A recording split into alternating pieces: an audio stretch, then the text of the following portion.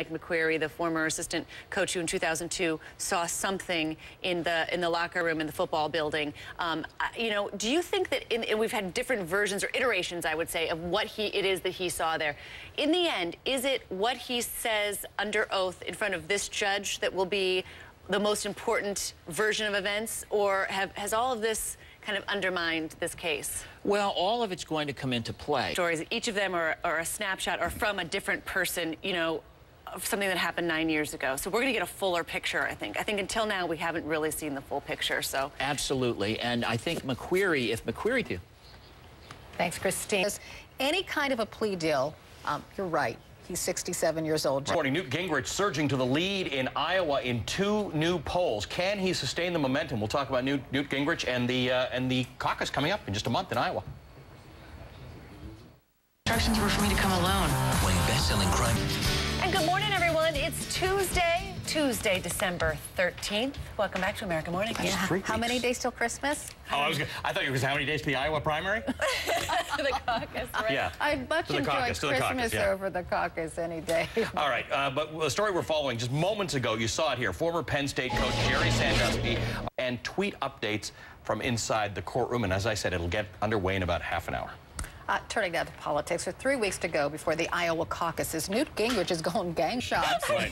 You know, it's an election year where the diners always get cameras in them. All right, Newt Gingrich hit the pause button on his rivalry with politicians. So do the politicians. All right, former Vice President Dick Cheney has got...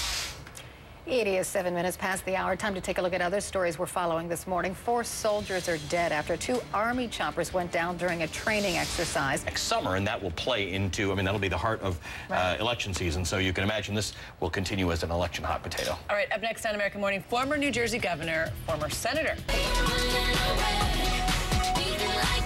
Commodities derivatives firm. Let's talk first about these farmers. They're hopping mad because they thought they were doing business like they've done business since the 70s, and they thought they were protected. Suddenly their money is frozen. So what is going to happen here to get all this money back, first of all, for the farmers? Well, good morning, and first of all, let me congratulate both of you as a comment of explaining it. So thank you for doing that. And in fact, we're going to have 3 groups of folks this morning before the Agriculture Committee, and the very first group are the farmers, the ranchers, a grain elevator from Michigan, grain elevator operators coming in because he's in a situation that you just described, and they use support on a daily basis. We have computers, so where's the money? We have also the trustee coming in who's been put in charge of making sure customers get back their money. Right now they're... You know, I can't underscore the point enough because it sounds like a big Wall Street story. Some of these farmers and ranchers who you'll be talking to, and you're doing something very unusual today, you're talking to them before you talk to the more senior people. Like John Corzine. John Corzine, but you know, Christine started her career covering commodities. Some of these are not big, rich farmers. These might be family farms. I mean, they might not be able to buy a truck right now because they need a truck for the spring planting season. They thought they'd buy it now. They might not be able to do that until they can figure out where their money's coming from. You're absolutely right. I mean, I talked to one person in Michigan who's lost $17,000. Did MF Global have? There are a lot of different regulators, right? There's different. The first line of defense is the self-regulatory agency. In this case, it is the Chicago Mercantile Exchange. Who was very savvy, CEO, former CEO now, John Corzine, who has been a senator, who's been a governor, who's also run a very well-regarded or not well-regarded, depending on what time of but very sophisticated company, Goldman Sachs. You know, how much? What are you going to ask him? How much responsibility does he bear for not knowing where this money is? Well, I mean, I think as any CEO of any... up our spine when we see something like this because it takes you back to 2001. It takes you back to 2008 where we think we've got all these regulators and everything's in place. How do these things still happen? As you said very clearly, we have computers. We have software that can track all this stuff. How does $1 billion or more They're supposed to know every millisecond how much money they have. Another irony in all of this, too, is that there are a lot of farmers and ranchers and grain elevators who were hedging their risk. They were trying to take risk out of their equation so that they knew exactly what their costs would be so that they could produce food, could produce, you know, cattle. That's such a good point. And in the end, it was risk-taking that means they don't have any money to hold on. I know that they've released some of the money. Some of them are still waiting for about 1/3 of their money. But most of them have gotten most of their money back. Is that true? Well, they've gotten, they're on schedule to get 70%, about 71%, according to the trustee. So that's the next question. And then, you know, the CFTC, by the way, did change the rules, in my judgment, way too late. But now companies can't actually use customer funds for sovereign debt. And that's the Commodities Futures Trading Commission. Senator Debbie Stabenow, thank you very much for joining us. We will follow the... Atlanta now and check in with Rob Marciano. Any travel delays this morning, Rob? We got some travel delays in Baltimore. I had a few in Philadelphia. There's right time to look at the moon. You can see it like in the eastern half or everywhere?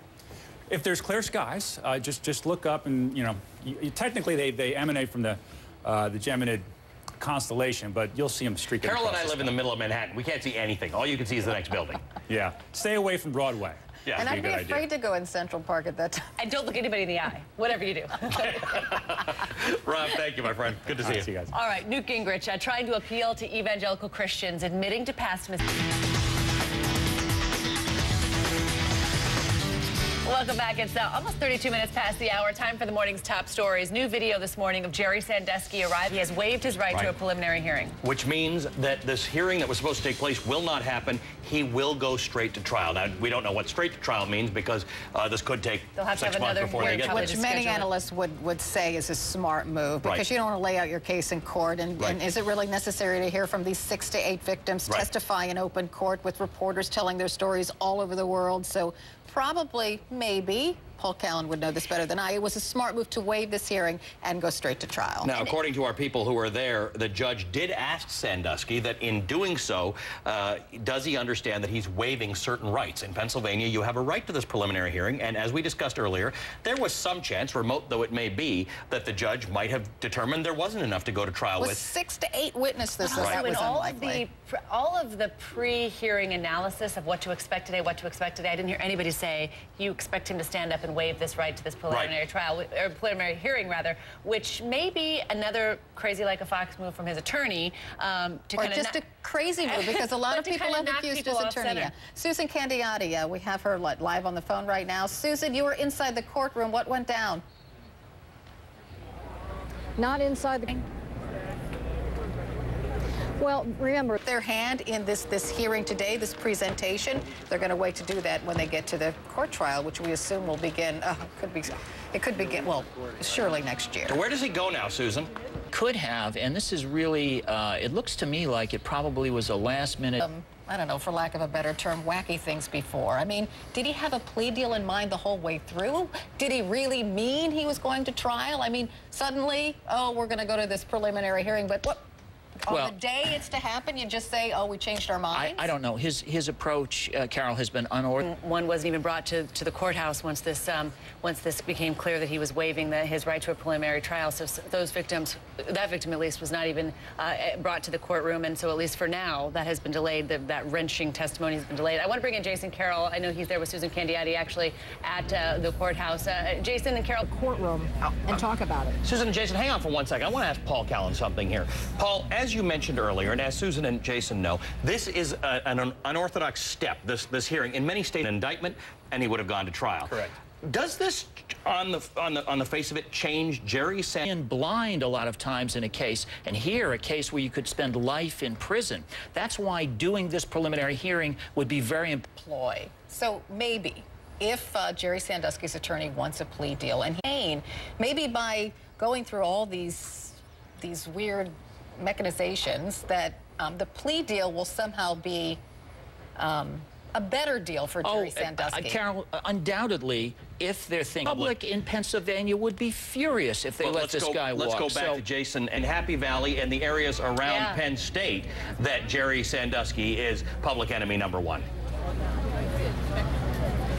Well, I do believe that there are a number of people here who do believe that something happened with Jerry Sandusky, but he's told me, I think he feels as though so much has already been said in terms of allegations that Jerry really feels like at this point Jerry Sandusky is a man who feels like he's under a rock and he's got to get out from under it. And so imagine what would have happened if all of these alleged victims had come forward today and had testified. All of that would have been out in the press today.